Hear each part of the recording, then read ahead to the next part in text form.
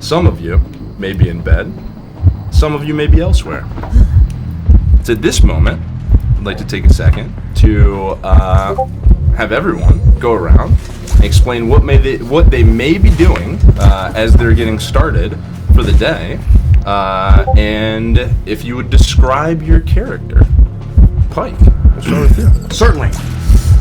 So Pike would definitely be up early most mornings, in his room, basking in whatever radiant energy might be coming in through the window of his room, if we're circling some star or some sun. Being a solar elf, he would absolutely have some sort of resonance with radiation, cosmic radiation. And you would gain it. You'd have a porthole in your window, a star peering in, the light hitting across your face, and you would feel invigorated by it. While basking in this radiance, wherever we may be throughout the solar systems, he would be practicing what appears to be some sort of tai chi, almost in a meditative state, working up a sweat and staying fit, and thinking about praying that Red will have found us a job so that maybe we can afford food this week. There will be, the room will be kind of minimalistic. There's not much in there.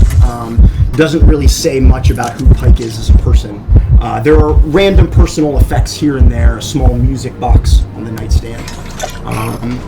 And he would basically just be practicing this Tai Chi until Rhett calls for him, almost invariably, or he becomes so hungry he goes to look for breakfast. Thank you. Kavir. So Kavir, like Pike, will be up early. Not so much as he likes to meditate and prepare for the day, but he likes to be the first one into the commissary area, right? Viewing, getting an eye on everybody, seeing how they start their day, what they like to eat, where they're going, that sort of stuff. But before he goes, his room is relatively bare, except for his clothing for the day and an hourglass that he wears by his hip. So he'll sort of equip himself for the day, and he spends a moment in the mirror doing his hair. You know, because he is somewhat vain. I'm assuming that's how you do hair. I don't.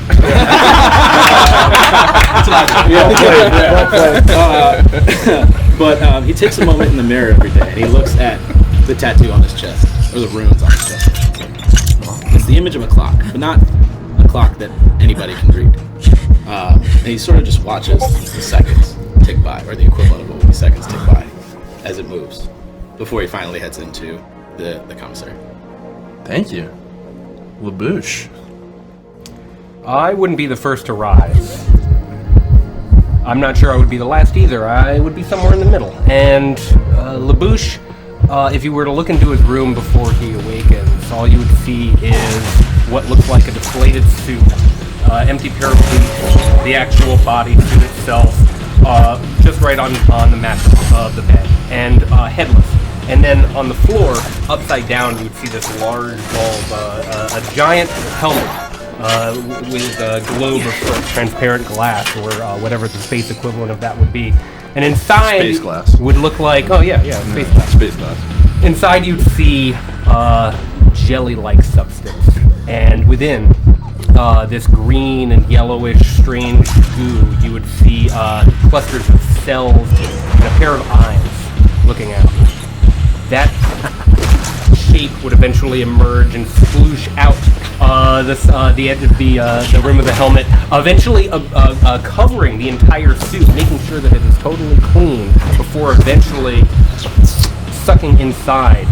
Two hands would emerge from the bracers. The boots would then fill. You'd see the actual suit pull together, but it's still lumpy. It's still made of shapes. And eventually, the helmet would clock into place, locking. And finally, the hands would, with a few button presses, you'd hear as almost a vacuum seals, and a humanoid shape finally rigidly steps into place. This is what most people think of when they think of Labouche, and he clanks forward into a standing position before thoroughly making his way through the door and out into the commissary. Thank you. Chuckles. I'll get out of bed, fully dressed. Just wrinkled as hell. But with huge bags under my eyes and a 5 o'clock shadow through my white cloud, and I'm like this. and I'll reach into my hat and I'll pull out like a can of Barbasol and it's just thick shaving cream and pat my face. And I'll pull out a comically large straight razor, and I'll look in the mirror and shave.